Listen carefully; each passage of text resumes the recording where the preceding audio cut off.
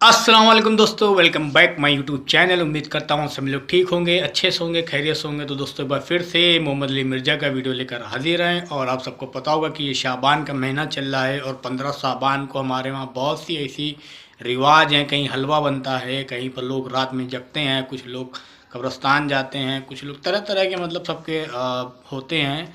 तो 15 शाबान के बारे में इंजीनियर मोहम्मद अली मिर्ज़ा जी ने क्या कहा है, आप लोग ये सुनिए, उसके बाद बात करते हैं।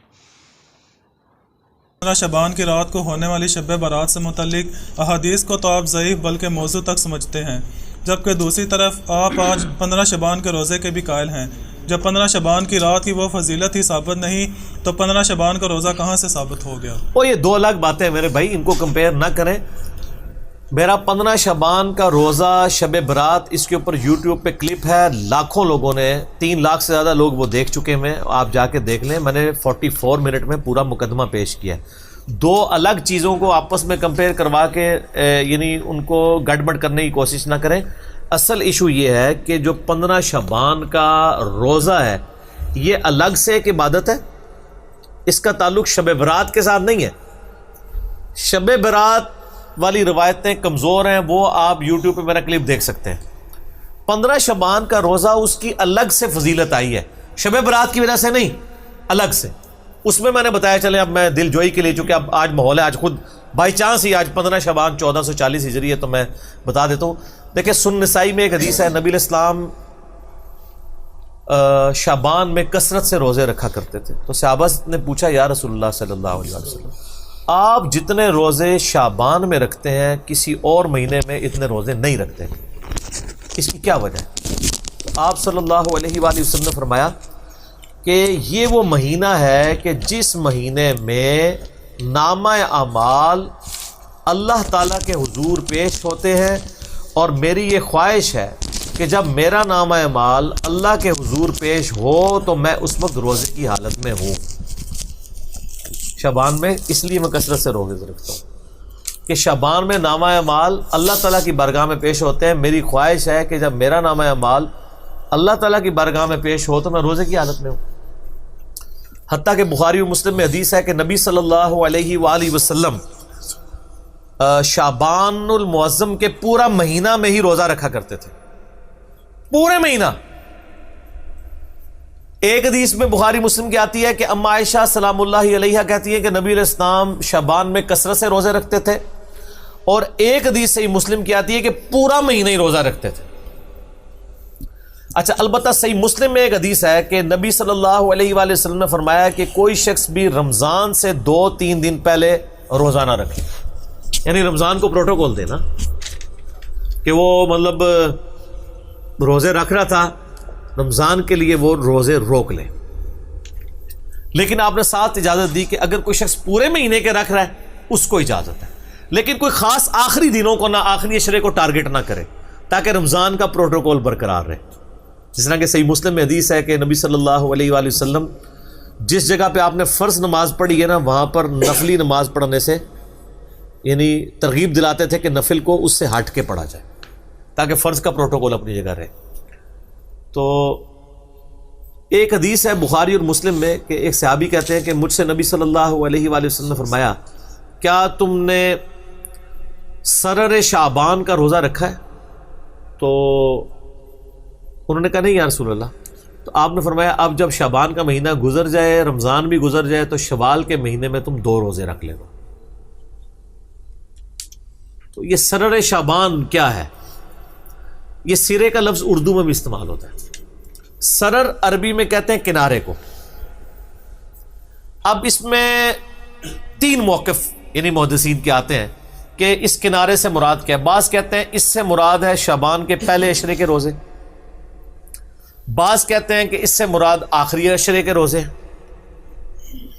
लेकिन आखिरी के तो हो नहीं सकते, क्योंकि नबी इस्लाम ने आखिरी अशरे में रोज़े रखने की इजाज़त सिर्फ उसको दी है जो शुरू से रख रहा हो, स्पेशल आखिरी रखने की। तो उससे तो आप स्पेशल पूछ रहे हैं, तो उन्हें सरर शाबान रखा है, वो तो फारिग हो गया।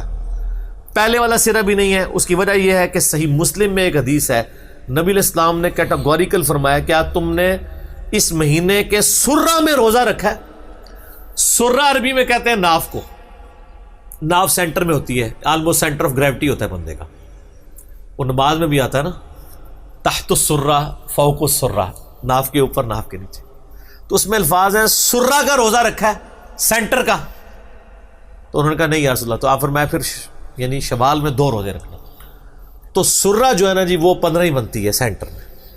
اور ویسے عمومی سنت بھی ہے، بخاری و مسلم میں یہ حدیث موجود ہے کہ نبی علیہ السلام فرمایا جو مہینے میں 3 روزے رکھ لے وہ گویا ایسا ہے کہ روزانہ روزہ رکھنے والا ہے.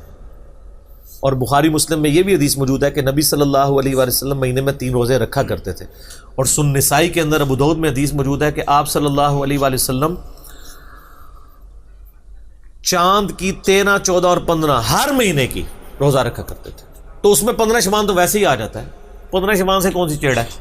13، 14، 15 ان کو ایام بیز کہتے ہیں. ایام بیز وہ ہوتے ہیں جس میں خوب چاند روشن ہوتا ہے، یعنی گول ہوتا ہے، خوب چاند روشن ہوتا ہے 3 دنوں میں، 13، 14 اور 15.